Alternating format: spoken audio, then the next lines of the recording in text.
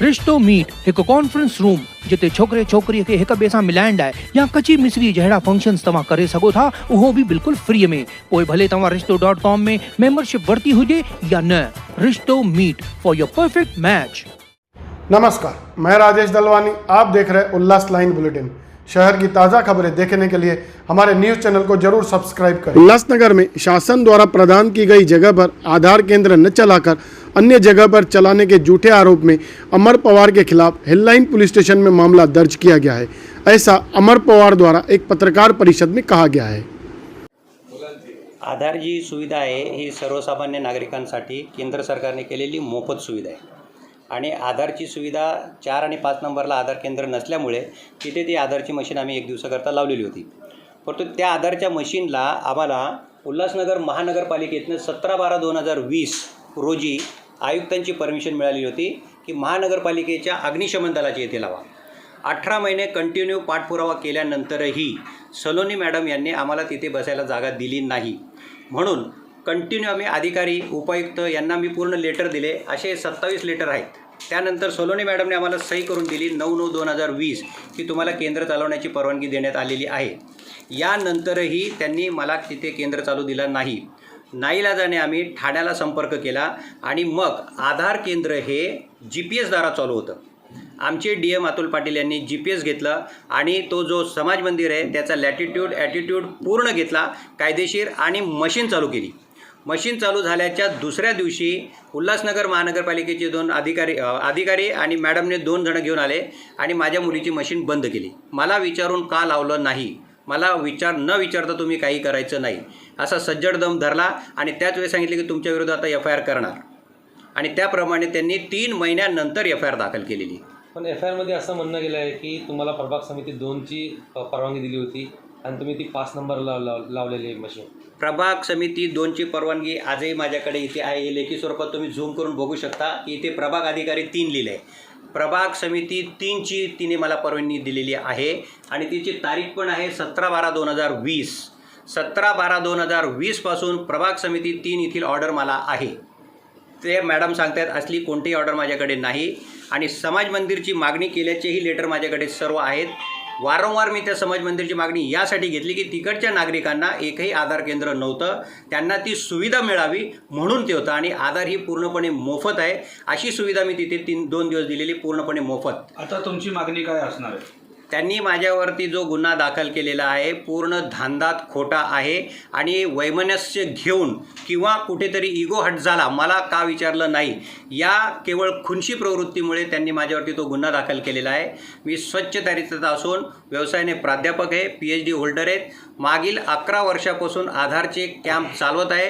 असा एकही तुरुंग नाही, सर्व तुरुंग, सर्व बालवाड्या, सर्व अंगणवाड्या, सर्व शाळा अशा सर्वचे सर्व आधारचे कॅम्प मी केलेले आहेत। शासनाचे सर्वचे सर्व दाखले मी नेहमी मोफत करतो। समाज मंदिरामध्ये आपण बेकायदेशीर केलं असं त्यांनी आरोप ठेवला। त्यांनी समाज मंदिरमध्ये मुळात मी शिरेल कसा, माझ्याकडे अधिकृतरित्या चाबी आली कशी, मी त्या समाज मंदिरमध्ये जाईलच कसा, महानगरपालिकेची प्रॉपर्टी चाबी माझ्याकडे असणारच कशी, त्यामुळे हे धांदात खोट आहे। महानगरपालिकेच्या प्रॉपर्टीमध्ये एक अनोळखी व्यक्ती जाऊच कसा शकतो, त्याच्याकडे चाबी येणारच कशी। मला परवानगी तिकडची नव्हती, मला परवानगी होती 2 नंबरची, ती तिने मागील 18 महिन्यात चालू केले नाही म्हणून आम्ही ठाण्याच्या DM मार्फत ती जागा घेतली आणि तिथे केवळ 2 दिवस चालवलेत आणि मोफत चालवलेत। का मला विचारून चालवलं नाही त्याने मला WhatsAppवर पण विचारलं होतं, तुम्ही डायरेक्ट चालू कसा केला, मला का नाही विचारले। त्यांचे नेहमी आम्ही सगळे कामं मोफत करायचो। त्यांनी सांगितले त्या VIP दर्जात आम्ही त्यांची कामं करायचो, कोणी आले तरी पण आम्ही त्यांची कामं फटकन करून द्यायचो। केवळ मला विचारलं नाही, मला न विचारता लावला हा रागरोष त्यांनी माझ्यावरती काढलेला आहे। तुमची आता पुढची भूमिका काय असणार? त्यांनी जो मला केलेला आहे, मी एक पूर्ण कायद्याचा सन्मान करणारा, पालन करणारा एक प्राध्यापक आहे, निवृत्त मुख्याध्यापक आहे। माझ्या इब्रतीला कुठेतरी धक्का लागलेला आहे, त्यामुळे मी पुढचे पाऊल म्हणून आबरू नुकसान भरपाई दावा त्यांच्यावरती टाकणार आहे। तुमची मागणी काय असेल? माझी मागणी अशी आहे की आमची जी आधारची मशीन होती ती आधारची मशीन चालवावी आणि लोकांना त्याच्या सुविधा मिळाव्या। उल्लासनगर कैंप 5 के सेक्शन 39 बैरक नंबर 1831 अनंतपुरी दरबार के पास उल्लासनगर मनपा के समाज मंदिर पर अवैध तरीके से कब्जा कर आधार केंद्र शुरू किया गया था, जिसकी कुछ समाज सेवियों की शिकायत के बाद प्रभाग समिति 4 के सहायक आयुक्त महेंद्र पंजाबी ने अमर पवार से इस समाज मंदिर में आधार केंद्र शुरू करने के दस्तावेज जमा करने को कहा था और जांच के बाद पता चला कि आधार केंद्र बिना अनुमति के समाज मंदिर में चलाने की बात सामने आई और सहायक आयुक्त महेंद्र पंजाबी ने आधार पंजीकरण केंद्र के चालक अमर पवार के खिलाफ हिललाइन पुलिस स्टेशन में शिकायत कर मामला दर्ज करवाया था। कुठलीही कारवाई कोणाच्याही वैयक्तिक आक्षापोटी होत नसते, नियमानुसार होत असते आणि त्यांना आधार केंद्र प्रत्येकाला जे दिलेलं असतं ते निर्धारित केलेल्या जागेतच त्यांनी तो आधार केंद्र चालवणं अपेक्षित आहे। तसं न करता ते प्रभाग समिती 2च्या ऐवजी नेमून दिलेल्या ठिकाणी न करता प्रभाग समिती 4मध्ये बॅरॅक नंबर 1831-28 सेक्शन 39 गाऊन मार्केट आनंदपुरी दरबार येथे त्यांनी चालू ह्या महापालिकेच्या समाज मंदिरात बेकायदेशीरपणे चालू केलं होतं। याचा अर्थ की त्यांना ज्या जागेवर नमूद दिलं त्या जागेवर न करता त्यांनी त्यांच्या मनमानीपणाने दुसऱ्या जागेवर त्यांनी आधार केंद्र चालू केलं होतं, जे की शासन नियमात धरून नसल्यामुळे त्याचा पंचनामा करण्यात आलेला विभागातर्फे पंचनामा करून ती अहवाल या कार्यालयात सादर करण्यात आलेला आहे आणि त्या अहवालाच्या आधारावर विभागाच्या अहवालाच्या आधारावर त्यांना ते खाली करण्यास आणि पूर्व ठिकाणी चालू करण्याच्या सूचना देण्यात आलेल्या होत्या, पण तसं न करता त्यांनी त्या ठिकाणी आधार केंद्र चालू ठेवलं, त्यामुळे नियमानुसार त्यांच्यावरती कारवाई प्रस्तावित करण्यात आलेली आहे। अब इस तरह की एफआईआर दर्ज होने के बाद यह भी शहर में चर्चा शुरू हो गई है कि मनपा के और भी प्रॉपर्टियों को कोई ठेकेदार इस्तेमाल कर रहा है, तो क्या ऐसे किसी ठेकेदार पर मनपा की तरफ से कोई कार्रवाई होगी, ऐसा समाज सेवी माधव बगाड़े का कहना है। आइए जानते हैं समाज सेवी माधव बगाड़े क्या कह रहे हैं। उल्लासनगर शहर में पालिका प्रशासन की तरफ से आज के तारीख में जो जितने भी महानगर पालिका की प्रॉपर्टी है उसका संवर्धन करने का काम जो कार्य जोर शोर से जो शुरू है, इसलिए मैं पालिका प्रशासन को धन्यवाद देता हूँ, उनके ये कार्य का मैं अभिनंदन करता हूँ। लेकिन पालिका प्रशासन को मैं और एक 2-4 बातें उजागर कर देना चाहता हूँ कि जो कुछ दिन पहला एक गुना दाखिल करने का जो रवैया पालिका प्रशासन के अपनाया गया है, हाँ, वो रवैया अगर एक विशिष्ट कोई जो गरीब व्यक्ति के ऊपर अगर पालिका अपनाती है तो वो निंदनीय बात है।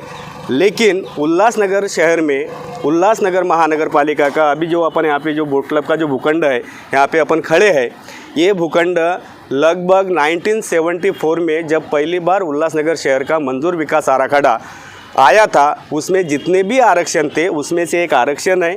ये साइट का महानगर पालिका को बाकायदा ताबा दे चुका है। कुछ दिन पहले इस ज़मीन की सनद भी महापालिका प्रशासन को मिली है।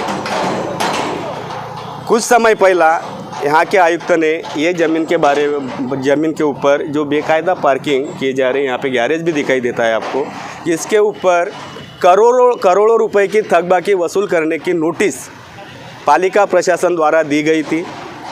वो नोटिस के विरोध में ये जो ठेकेदार है ये माननीय उच्च न्यायालय में गया था, वहाँ से स्टे है क्या है इसके बारे में पालिका प्रशासन के कोई भी विधि विभाग को, कोई भी डीएमसी को इसके लिए कोई लेन देना नहीं है। 2017 से लेके अभी तक ये प्रॉपर्टी के ऊपर महापालिका की भूमिका माननीय उच्च न्यायालय में क्यों रखी नहीं है, ये मेरा सबसे बड़ा पालिका प्रशासन के लिए सवाल है। जो डीएमसी आज विधि विभाग का काम देख रहे हैं, जिनके अंडर में मालमत्ता विभाग है, जो ये सब प्रॉपर्टी का हित संवर्धन करने का जो जिम्मा उन्होंने उठाया है, तो मेरी मांग है पालिका प्रशासन से कि ये भूखंड का हित संवर्धन पालिका प्रशासन कभी करेगी। यहाँ पे भी पालिका की कोई परमिशन के बिना यहाँ पे बेकायदा पार्किंग का काम, बेकायदा गाड़ी खड़ा करना, गैरेज, ये सब काम दिन दहाड़े चल रहे हैं। इसके ऊपर पालिका प्रशासन क्यों अनदेखी कर रहा है? अगर पालिका प्रशासन को सही में महापालिका की जितने भी प्रॉपर्टीज़ है उसको अगर संरक्षण देना है, उसका हित संवर्धन करना है, तो यहाँ पे भी जो कुछ दिन पहले एफआईआर दाखिल करने के प्रोसेस उस प्रभाग समिति के सहायक आयुक्त ने की है, वो प्रोसेस ये भूखंड के ऊपर जो बेकायदा बैठा हुआ ठेकेदार है इसके ऊपर भी पालिका प्रशासन ने करनी चाहिए। ऐसी मैं आज यहाँ पर मांग करता हूँ। अगर नहीं करेंगे तो हम भी कायदेशीर लड़ेंगे। हमारे न्यायपालिका के ऊपर विश्वास है, हम खुद हाईकोर्ट में जाएंगे, इसके ऊपर इंटरव्यूनल फाइल करेंगे और इसमें आज तक पालिका प्रशासन ने क्या क्या किया है इसके बारे में हम खुद पालिका प्रशासन के विधि विभाग के जो उपायुक्त है उनसे मिलकर इसके ऊपर हम बात करेंगे। उल्लास लाइन बुलेटिन को सब्सक्राइब करें, बेल आइकॉन दबाएं और देखिए उल्लास लाइन बुलेटिन की न्यूज़ सबसे पहले आपके मोबाइल पर।